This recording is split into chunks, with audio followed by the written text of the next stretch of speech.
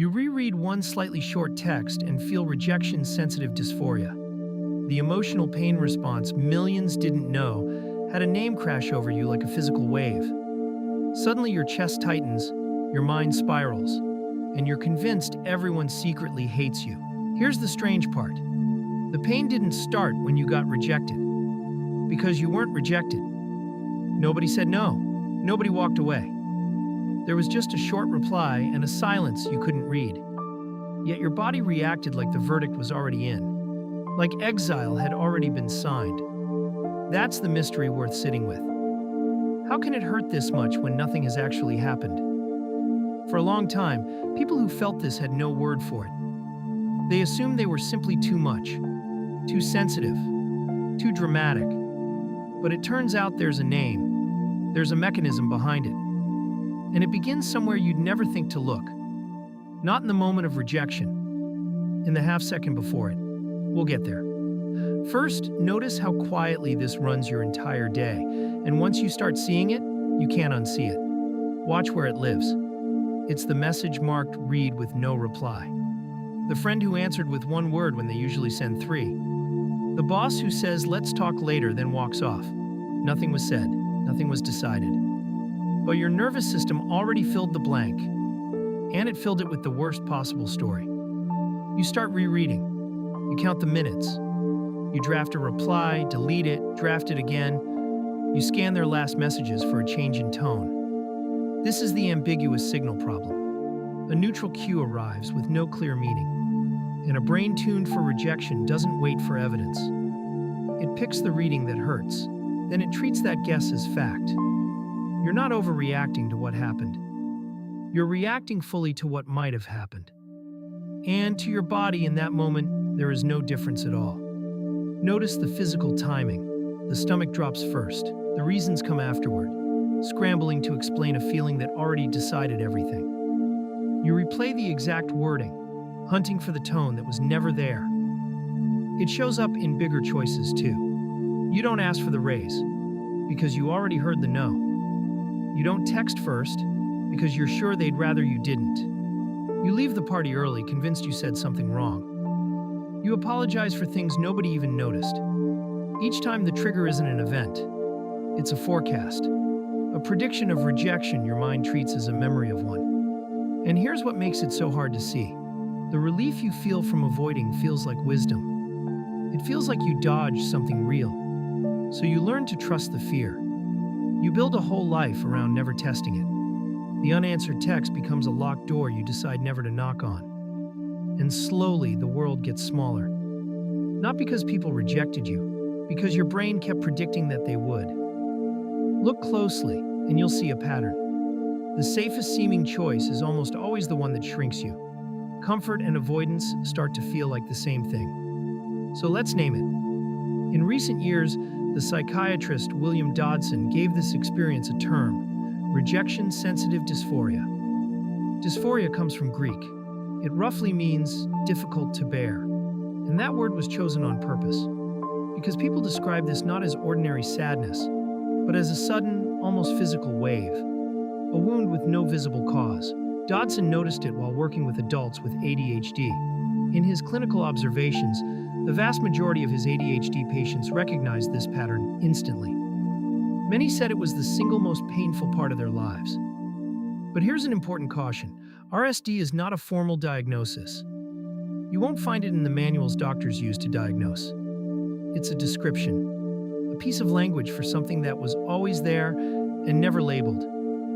And sometimes a name alone changes everything, because you can't work with a feeling you can't even point to. Before there was a word, people reached for others. Too sensitive, too intense, overdramatic. None of those explained the sheer physical force of it. A name finally did. Language turns a private storm into something you can finally name out loud. Now, why would social rejection feel physical? For that, go back to 2003. The neuroscientist Naomi Eisenberger ran a now famous experiment. She put people in a brain scanner and had them play a simple online ball tossing game. Then, secretly, the other players stopped throwing them the ball. Just left them out. Nothing was said. No insult was thrown. just quiet exclusion. And in the scans, something striking happened. The same brain regions involved in physical pain lit up. Regions like the anterior cingulate cortex, which registers the distress of getting hurt. The more excluded people felt, the more those areas activated. Read that again. Being left out of a computer game by strangers produced a genuine pain signal. Your brain, it seems, doesn't fully separate a broken bone from a broken bond. To the oldest parts of you, rejection isn't an insult. It's an injury. And crucially, no one had to be cruel for it to hurt. Absence alone was enough. The brain treats being unseen as a threat, not just an inconvenience. But here's the twist this whole video is built around. The pain doesn't wait for the rejection to land. It arrives before it. Think about that unanswered text again. Nothing has happened. The other person might be driving or busy or simply bad at replying. They don't know they're rejecting you. In their world, there is no rejection at all. And yet you're already in agony. That's the strange heart of this. Your nervous system isn't reacting to an event. It's reacting to a prediction, a forecast of pain, treated as if it already arrived. The dread comes first. The wound comes never. For many people, this is the part that finally makes sense of everything. You weren't grieving a rejection. You were grieving one your brain invented, seconds early. So the real question shifts. Not why does rejection hurt so much, but why does my brain rehearse a pain that isn't here yet? Sit with how backwards that is. You can be wounded by a rejection that exists only inside your own forecast. The other person is innocent, and the pain is still total. Let's clear something up. This isn't rare, and it isn't weakness. In his work, Dodson found that this pattern was almost universal among his patients with ADHD. It's now discussed in autism and other kinds of neurodivergence too, wherever the nervous system runs a little more sensitive. Researchers still debate the exact boundaries. Some prefer the broader term rejection sensitivity, which has been studied for decades. The science here is genuinely still being mapped, and honest people say so. But the lived experience is remarkably consistent. And notice what it isn't. It isn't you being fragile. It isn't you fishing for attention. Dodson has been clear that this hurts people with sensitive systems far more than others, through no fault of their own. The feeling is real, even when the rejection isn't. Both of those things are true at once, and learning to hold both is where understanding actually begins. So the goal was never to argue yourself out of the feeling. Feelings don't respond well to debate. The goal is to understand where it comes from, and stop adding shame on top. And that shift, from shame to understanding, changes how the whole thing feels.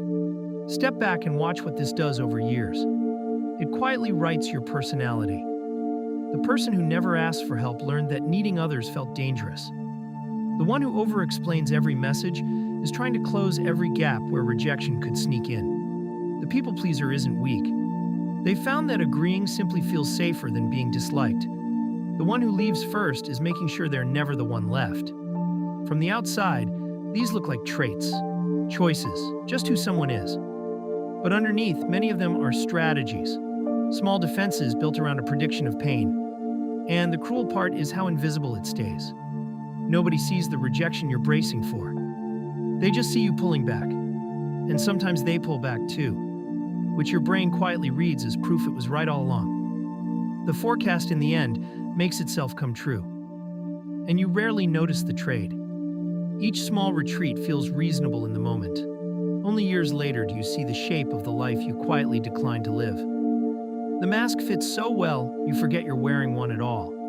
Here's the cost nobody ever adds up. You end up living through rejections that never happen. Every unanswered message becomes a small private trial. Every neutral face becomes a verdict. You spend real energy grieving losses that exist only as predictions. And there's a second cost, harder to see. When the pain arrives before any actual event, you lose the chance to check reality. You never find out the friend was just tired. You never learn the boss was distracted, not disappointed. The story closes before the facts can arrive. So you carry evidence for a rejection that most of the time was never really there. Imagine the hours, the conversations avoided, the opportunities quietly declined. Not because the world was cruel, but because a fast, protective part of your brain kept guessing cruelty. And you believed the guess. The wound was rarely real.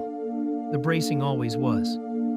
Think of it as a tax you pay in advance, on a bill that usually never arrives. The dread is certain. The event almost never is.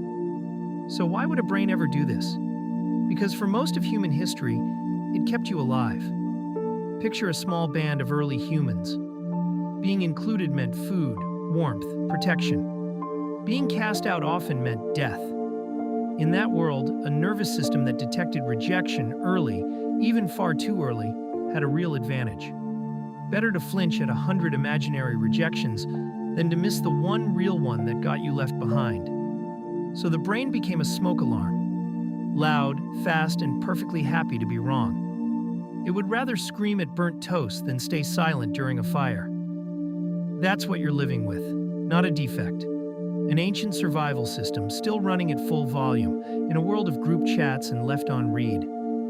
The sensitivity that once protected the tribe now misfires at a short reply. The alarm isn't broken. It's just very, very old. A smoke alarm that only went off during real fires would be useless. By then, the damage is done. Its whole value is being early, sensitive, and often wrong. We just live in a world that keeps setting off the alarm for nothing.